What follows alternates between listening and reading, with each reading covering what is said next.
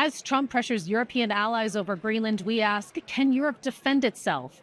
The NATO Secretary General and presidents of Poland and Finland, among others, join me for a special edition of Conflict Zone from the World Economic Forum in Davos, Switzerland. Now, this question, can Europe defend itself, has really been thrust into the forefront as Donald Trump threatens allies over Greenland. As we wait for Trump to deliver a statement in just a few hours, there has been so much discussion in the past few days, not only about the potential for a trade war with Europe, but also even the collapse of the NATO alliance itself. And with that, Mr. Secretary General, I'd like to begin with you, because with the U.S. still a guarantor of European security, are European NATO allies hostage to Trump's demands? Well, listen, NATO, since 1949, is the transatlantic alliance. And I think we have to be very careful in considering the fact that the US and Canada are not only in NATO to prevent the historic mistake the US made, in their own view, after the First World War, which was retreating from the world stage, and then the long arm of history reaching out to the US again in the Second World War, not wanting to repeat that mistake. They are in NATO because NATO is crucial not only for the defense of Europe, but also for the defense of the United States. For the United States to stay safe, you need a safe Arctic, a safe Atlantic, and a safe Europe. And all the military and all the politicians in the US know this, and we really have to be mindful of this. So when the question is Europe safe? Yes, Europe is safe because of what Europe is doing itself within NATO, but also because we have that strong transatlantic relationship. But we know the history, we know the stakes. Let's talk about the current dynamics. And I'd like to ask you, for perhaps a bit of reflection here, did you ever think that you would ever see one NATO member threaten the territorial integrity of another? I mean, you have now the Prime Minister of Greenland telling his public an attack cannot be ruled out. Listen, my role as NATO Secretary General, when there is tension within the alliance, it has been there in the past between Greece and Turkey, there have been other moments when there was tension, then my predecessors always took the view that they should not comment on that in public. That's impossible. Why is that impossible? Because as soon as I do, I cannot any longer help to somehow, with others, of course, not me, only myself, but of course with other leaders, to basically diffuse the tension, to de-escalate, etc. That's why you will not hear me comment. You can be assured that I'm working on this issue behind the scenes, but I cannot do that in public. Sorry, no comments from me on Greenland. Well, sometimes behind the scenes comments do become public in various ways, as we've seen in the past few days. That's true. You've talked about security in the Arctic. No matter how you come out of this Greenland row, I mean, it really seems as if the dynamics have fundamentally changed within NATO. You have Macron saying yesterday, we are shifting to a world without rules. Hasn't all of this fundamentally damaged the foundations of NATO, the shared trust, the shared values? Of course, I see that there are these tensions at the moment. There's no doubt. Again, I'm not going to comment on that, but I can assure you the only way to deal with that is, in the end, thoughtful diplomacy. So statements from me will not add anything here. And when it comes to the Arctic, I think President Trump is right. Other leaders in NATO are right. We need to defend the Arctic. We know that these sea lanes are opening up. We know that China and Russia are increasingly active in the Arctic. There are 8 countries bordering on the Arctic. 7 are a member of NATO. That's Finland and Sweden and Norway and Denmark, Iceland, Canada and the US. And there's only 1 country bordering on the Arctic outside NATO, and that's Russia. And I would argue there is a 9th country, which is China, which is increasingly active in the Arctic region. So President Trump and other leaders are right. We have to do more there. We have to protect the Arctic against Russian and Chinese influence. And that's exactly what NATO ambassadors decided to do in September. We are working on that, making sure that collectively will we defend the Arctic region. I'd like to turn to Poland now. You have traditionally been furiously pro-American in terms of, efforts to keep them on board as a guarantor of security in Europe. You've turned the term to the Greenland dispute, and again, this was a comment that I understand you made last week, a matter between the Danish Prime Minister and President Trump. Just briefly, do you still stand by that after everything that you've seen in the past days and weeks? Of course, United States of America are the most important Polish bilateral ally, but we also appreciate appreciate a lot NATO. We are the part of NATO, and we feel responsible for NATO. This is the biggest alliance in the history of 20th century. I think, like Mark Rutte, the NATO is stable, NATO is solidifying, but we of course recognize some problems about the Greenland. And I'm looking at the problem of Greenland from the strategic side. We have Chinese, we have Russian. We feel in Poland Russian threat for 3 centuries even, and we understand it at all in eastern flank of NATO.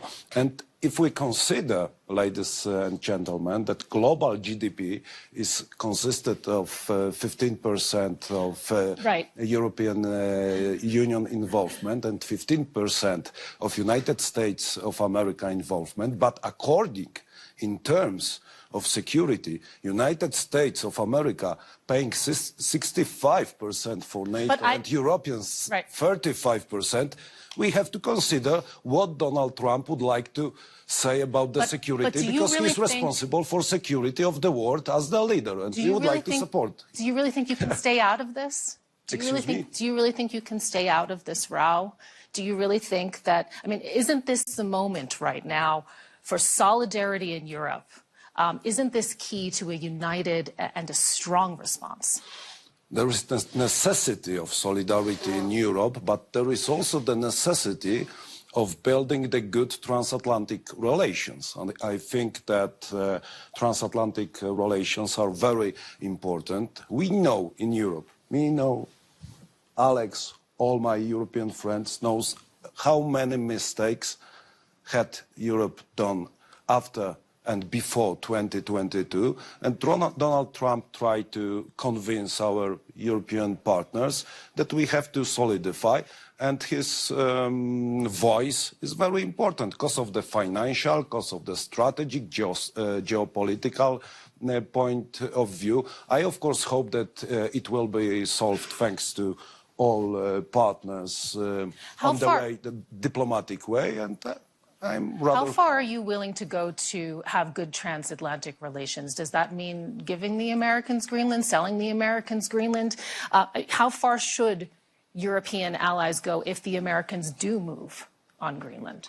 You know, we have 10,000 American soldiers in Poland. We buy American military equipment, which is the best on the world. South Korean is also very good, but American is... and Finnish tanks you buy. And Finnish tanks. A little bit of a commercial break here. Yeah. We have the biggest army in East Central Europe. Poland increased the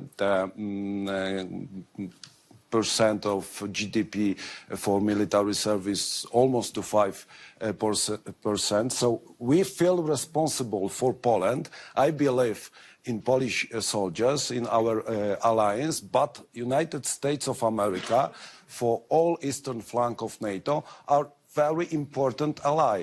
And those relations are also based on our history. This is the relation of values. We have common independence heroes in Poland and in United States of America. So I think that we should solve this problem on diplomatic way. Of course, I appreciate Denmark voice is natural. It's our partner, Denmark. But I'm looking at the Greenland as strategic point in the geopolitical issue between free world, democracy's world, independence, and with Russia. President Stubb, I'd like to turn to you now because you, along with the Secretary General, have been known as the Trump whisperers. You know, now you're on the list being targeted for sanctions. You recently joined the NATO alliance. Is it just in time for its dissolution? No, not at all. I think actually we're in the process of creating a stronger NATO than we have seen since the end of the Cold War. This is pretty much NATO 3.0. Remember that after the end of the Cold War, a lot of NATO countries actually dropped their guard in terms of defense expenditure and capabilities, whereas a country like Finland, which stayed outside, didn't do that. We still have conscription. And speaking of the Arctic, we have the biggest military force of Arctic capabilities in the alliance. We have 1 million individuals, men and women, who've had their military training in Arctic conditions. So I think we're strengthening actually the alliance as we speak. And remember that we've doubled the border of the alliance with NATO, with Finland joining and then with Sweden joining. So I think we're creating a new NATO where Europe takes more responsibility. So then take us to the diplomatic efforts and how you are trying to do that. Because, you know, we saw over the weekend, you along with your Norwegian counterpart sent this message to Trump calling for a de-escalation of tension. He responded quite quickly saying he's no longer purely thinking of peace. Who or what can diffuse the tensions over Greenland, if not you? Thank you, Alex. Anytime. You want to take this one, Mark? No, I mean, listen, we're now in a phase in the transatlantic relationship, and you'll know that I'm pro-European, pro-American, and therefore by default pro-transatlantic. We are in a relationship which is much more direct than it's ever actually been. I mean, the communication channels that we have directly with the president and with the administration are actually good and solid. And then, you know, at times there are curveballs flying in different types of directions. We try to catch them and we try to solve them. You know, you have two schools of thought here on Greenland. One is to de-escalate, and the other one is to escalate to de-escalate.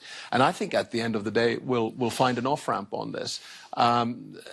I'll make two final remarks. If someone would have told me in Washington, D.C., for the 75th anniversary of the alliance, that we're going to increase our defense expenditure next year to 5%, I would have said, you have no clue about international relations or seek help with a doctor. We did. And I think what we need as an off-ramp now is some kind of a process whereby we start working on a real problem, which is Arctic security. Unfortunately, as Mark said, we have 7 countries, Arctic countries, one of them with a huge military that can help to deal with this. So let's start working towards a process which leads us to a NATO summit in Ankara where we actually strengthen Arctic security within the alliance. So this is what we're working at. Okay. Nadia, I'd like to ask you about the money. This is a key point also to can Europe defend itself, which is the topic that we're discussing today. The EU is freeing up hundreds of billions of euros to ramp up defense spending. You're part of that. You have quickly ramped up your capacity to mobilize capital for defense investment. This is something that's new for your bank, we also have to mention. How much do you see your future being defense and defense-related projects? It's been a sea change in the last 2 years, and we were just discussing with Alex that in the past was also working at the European Investment Bank, how things have changed, you know, in the last couple of years, in that we have extended the scope of projects we are financing, and we have reached this magical number of 5% of our financing inside the Union this year, last year, sorry, in 2025. So that outperformed our targets. We were hoping to reach that level this year in 26, but we already did in 25. We have a very robust pipeline of flagship projects, a number of them in Poland, by the way. So that's European solidarity, actually supporting the defense of Poland on the eastern flank. And so my answer would undoubtedly be, yes, Europe can defend itself. Yeah. Paul, I'd like to turn to you also with that, because there's a role for the private sector as well here. NATO is treating medical preparedness as part of collective defense. You have many of your capabilities anchored in Europe. Does what you are hearing about European defense in the past days make you feel secure as a business person? And how do you see the private sector's role? You know, the subjects that are being discussed are obviously extremely important, and I trust in the process that people will get to the right conclusion. I think health is unrecognized as the severity of what could happen if health sovereignty, innovation sovereignty, protecting populations is deprioritized. I think NATO have made that point about making sure that people can get medicines they need in difficult times. I think in COVID, my own personal experience was that I was getting calls from heads of state, ministers of health saying, we need medicines, give them to us, don't give them to anybody else. It quickly delineated and fragmented, and it worried us greatly, given the importance of trying to work together to find some unity to make sure that we do things for Europe. Now, Sanofi is more than 50% of our manufacturing and R&D spend is in Europe. And so we believe that we're one of the few companies that has that resiliency to be able to provide. But there is a real moment for Europe. Perhaps it's not on the scale of this conversation and Greenland, but it is a real moment. Europe has long time been one of the great discoverers of medicines, the great providers. Pressure from Donald Trump on the price that is paid for medicines in Europe has brought it into focus. And for the first time, China and the US publish more clinical papers, win more Nobel Prizes, discover more medicines than Europe. And Europe's slipping behind. And it's a moment. It is still in control. While I listen to this conversation, sometimes I worry that there's a lot to be managed, escalate to de-escalate. Europe in particular has health innovation and health sovereignty in the palm of its hand. And if it chooses to step forward, it can protect, it can innovate, it can compete. This is a moment not to be squandered. I'd just like to add something and kind of reset us a little bit. We're talking about can Europe defend itself? And something that's really interesting is that we have not said the word Russia or Ukraine, I think, so far in this conversation. And it just goes to show you actually how the conversation has changed. But I'd like to really take it back to now, defense capabilities, the spending that also we were talking about. Polish President, we know that you're already projecting to get to 5% of GDP this year. You're doing all of this spending, hundreds of billions of euros being ramped up, but to still be dependent on the Americans. And I'm talking about key things. So air transport, strategic command and control systems, high-end intelligence. Do you get the sense, especially after the events of the past days, that Europeans are really in a state of urgency to quickly ramp up the ability to handle a protracted conflict without the U.S.? What is the plan B if diplomacy fails? I understand your question, but I would like to assure you that our Polish independence and sovereignty is very strong. The first, I believe in Polish soldiers, of course, in our history and our readiness to fight with everyone who would like to invade Poland. So we felt a strong country on the eastern flank of NATO. But we also believe in diplomacy. It's natural in NATO, our cooperation with NATO, with European Union. Diplomacy is, of course, the part of the security guarantees. But what we can do as the Republic of Poland, and our friends also doing this, I see the President of Latvia, Baltic states, we, of course, made the decisions to increase the budget for military service. And it was the great achievement of Europe. And what have happened? In Hague, Donald Trump pushed Europeans to increase the military service cost and GDP. Also, European Union need Donald Trump to be pushed by him to increase this budget. It's not good way, and many countries inside Europe still haven't done this. So, you know, we have big problem about the feeling for our security and responsibility for secure European Union. I'm going to get to you in just a second, Mr. Secretary General, of course. But Can President Stubb, I'd like to ask you first. Do you see this sense of urgency for a plan B among your European partners? Is there the need for that? And who should lead the charge? Because, I mean, it's a bit unfair. We're sitting here on the panel with Finland and Poland. You know, you are really doing a lot when it comes to defense, especially Finland. You have this comprehensive approach to defense in your country. Are your partners, are they experiencing the urgency? Who needs to come up with the plan B and lead the charge? Well, I mean, two answers. First is a direct answer to the question of this panel, can Europe defend itself? My answer is unequivocally yes. Without the Americans? Without the Americans, I mean... How? Well, look... But you're relying on them for these key elements. How would you do it at scale and at duration and at intensity? With an assumption that the United States would cut off completely any kind of work. Yeah. Well, if we look at the defense composure of Europe by and large, in a country like Finland, so how do we do it?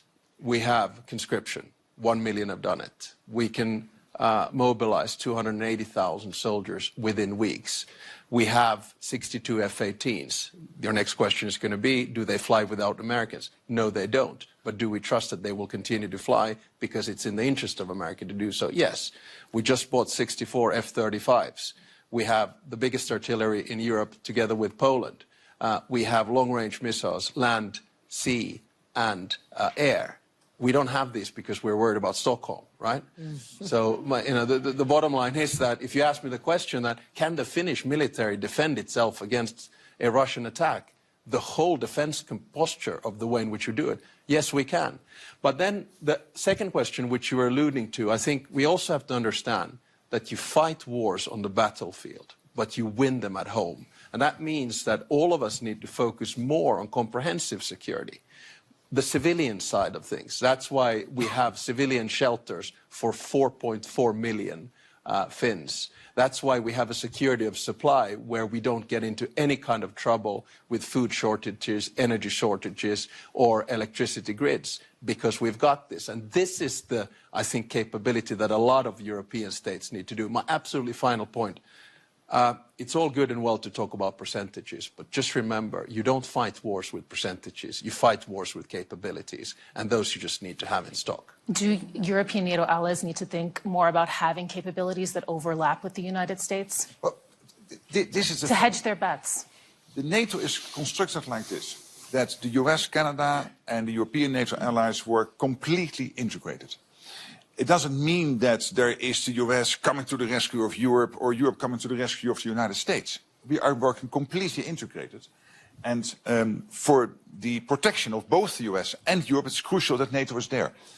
There was one big irritant on the American side with NATO. And the big irritant since Eisenhower was that they were spending, the US was spending, so much more than Europe was spending. Even today, the US is spending 3.5% of GDP on core defense. We are spending in Europe average 2% of defense. And here's my question to the audience. I mean, many of you, I know, criticize Donald Trump. But do you really think that without Donald Trump, 8 big economies in Europe, including Spain and Italy and Belgium, Canada, by the way, also outside Europe, would have come to 2% in 2025 when they were only on 1.5% at the beginning of the year? No way. Without Donald Trump, this would never have happened. They're all on 2% now. Do you really think that in the summit in The Hague, as already Alex was saying, sorry, the president of Finland was saying, that we would come to an overall defense spending of 5%, including 3.5% in core defense, if President Trump would not have been re-elected as president of the United States? No way. It would never have happened.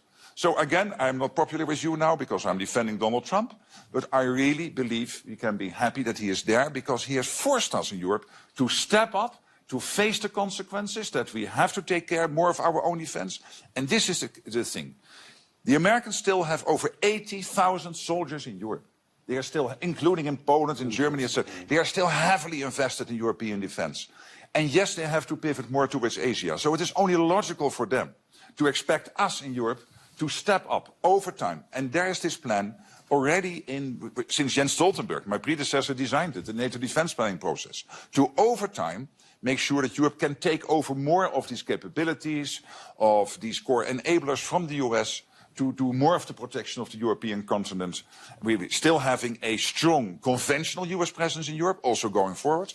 And of course, the nuclear umbrella as our ultimate guarantor. But again, I'm absolutely convinced without Donald Trump, we would not have taken those decisions, and they are crucial, particularly for the European and the Canadian side of NATO, to really grow up in the post-Cold War world. Madam Kelly, you are not happy with this answer, I suppose, of Mark Rutte, that we need Donald Trump in the European Union, but we believe in our military service in Poland. I would like to add that Poland won with the Soviets and Bolsheviks.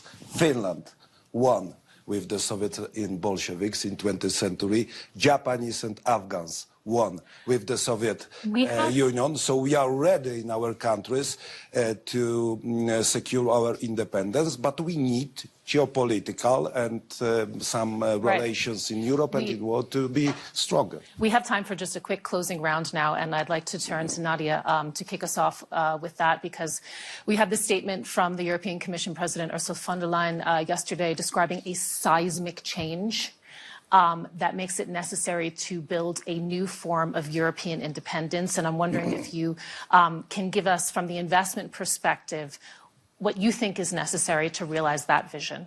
Mm-hmm. I want to, since it's a closing remark, and I was listening to my colleagues, and I want to say, I think the European Union is a superpower. And I think we have to believe in ourselves and our capability. And I'm very happy to see 3 leaders that are really very self-assured, you know, because that's what I think we need, to speak clearly. We are a superpower when it comes to research, to health tech, to new technologies, to research centers, to universities. We are in quantum computing, we are in key technologies. We are not a defense superpower because the European Union is a project for peace. So it makes sense that we need some time to ramp it up. From the European Investment Bank perspective, we're all in to support Europe to be stronger in the world, but also to contribute to a peaceful world, a multilateral framework that actually can continue to provide us with win-win partnerships based on respect, shared prosperity, stability, because I think that that's, at the end of the day, what our children and grandchildren expect from us that are at the helm of important institutions at this historic moment for us. So, Paul, what do you think? What do you think is needed for this new form of European independence from your business perspective? I think it's a moment for us, again, what the Secretary-General just said about defense spending, contribution to NATO. The President of the United States has done the same in healthcare spend in most of the European markets, in the UK, demanding in the UK to go from 0.3% GDP to 0.6% over a period of time to pay for innovation in the countries. You know, that's a really remarkable intervention or challenge from the President of the United States. I've been in healthcare 35 years. I'm having different conversations with heads of state, ministers of health, ministers of finance on what it takes to be the champion for the innovation. One of the things you've got to do is give patients in your country access to the best medicines in the world. You can't want the manufacturing, want the research euro, but then not give it to patients. And I think that's a real issue. A lot of people are still struggling to understand that 54% of medicines approved by the European Medicines Agency aren't available to patients in Europe. Approved in Europe, for Europe, not available, because money is not being made available because there are other priorities. And we don't ever belittle the trade-offs. Draghi was very clear. Everybody read the report. Everybody understood it. My conversations with the Commission have focused on fair play between member states and not enough on competing with China and the US. I think the US is ready for the challenge because in the end, patients win with access to innovation. I think China is coming. China is going to launch 40% of the world's new medicines by 2030. 40%. And we're not having that conversation. Europe has all of the skills and capabilities, if prioritized, to get it done and to compete, not just to play fair, but to compete in the rest of the world. I want to turn to Poland now. And Mr. President, I'd like to ask you, we mentioned a little bit earlier, I mean, you know, the threat that is posed by Russia, its ongoing invasion of Ukraine. You know this, of course, better than anyone, being on the eastern flank there. Do you think, you know, in all of this talk, in all of this conversation over Greenland, is Ukraine the casualty here? Do we run that risk? Can you repeat? I don't understand. Is Ukraine... The conversation has been dominated in the past week and days. Yeah, about Greenland. About Greenland. Yeah. Okay. And no, where is the attention now on Ukraine? What could this potentially mean for Ukraine? What could it mean for the resources that they need so desperately in order to maintain this fight on the European continent? I think that Ukraine issue subject after the attack of Russian Federation is most important, not only for Poland and eastern flank of NATO, but for all free world. And I think that the problem around Greenland doesn't mean that we don't think about the Ukraine. We support Ukraine in Poland, in NATO, in European Union. United States of America supported Ukraine, and we have to consider this problem as the main problem in Europe nowadays. And I'm very happy that we are going, maybe slowly, but we are going to long-lasting peace in Ukraine. This must happen, I think. But I'm not afraid, Madam Kali, that the situation around the Greenland means that we forget about Ukraine. We understand the problem about the Ukraine and still feel the Russian threat. We are still in Eastern Central Europe under the Russian threat, and I think that we are in the middle of the hybrid war. This is the peculiar Soviet composition which we have known for 100 years. You know, this is the composition of a military force, information, disinformation, propaganda, and we are nowadays in the middle of hybrid war in the European Union. President Stubb, I'd like to ask you as well. The U.S. administration has made it very clear we are in an era now of hard power, and they will wield it where they feel it is advantageous or necessary.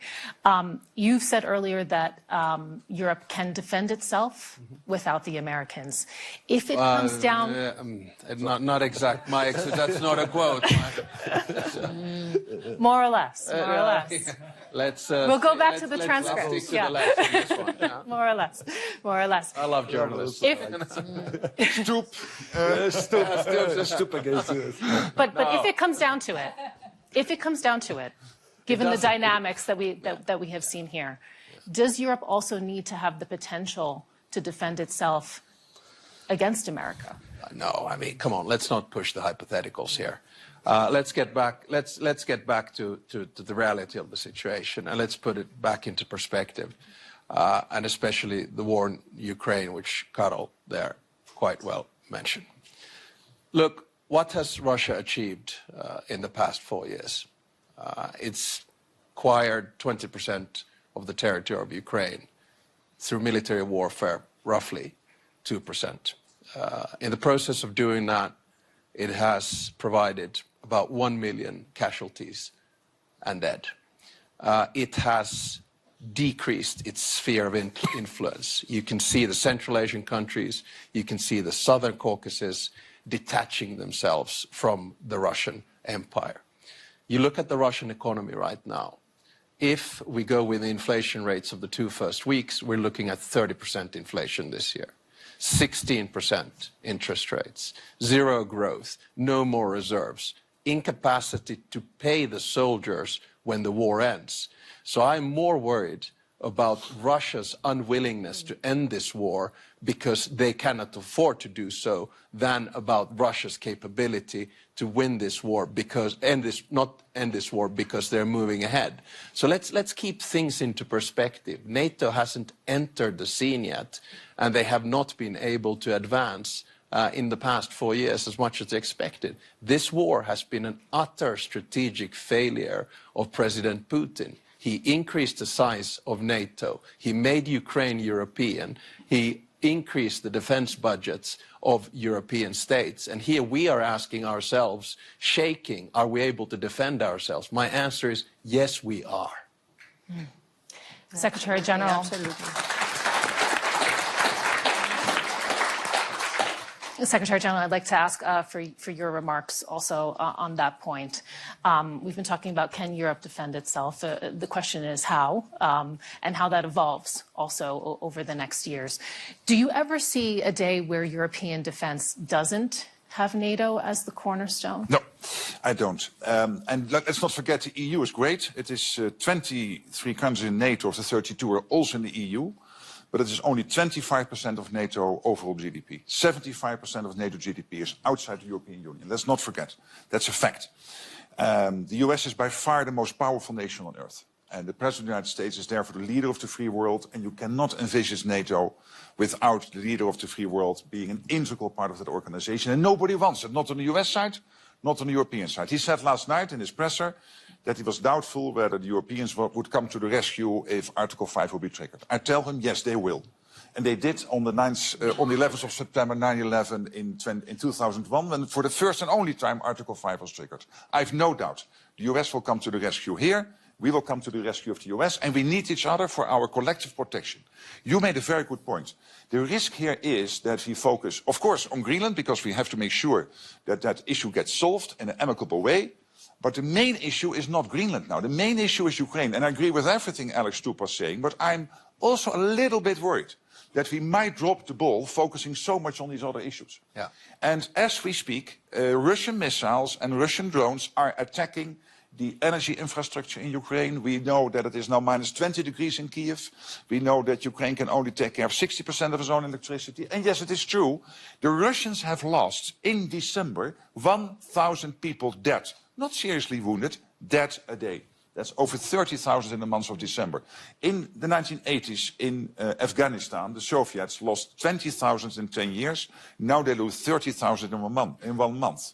But they still continue the attack. They still increase the attack. And that means that if we Europeans here in NATO are thinking that because of the 90 billion the Commission has been able to bring together with the nations, or because the peace process is moving in the right direction, we can forget about the defense of Ukraine.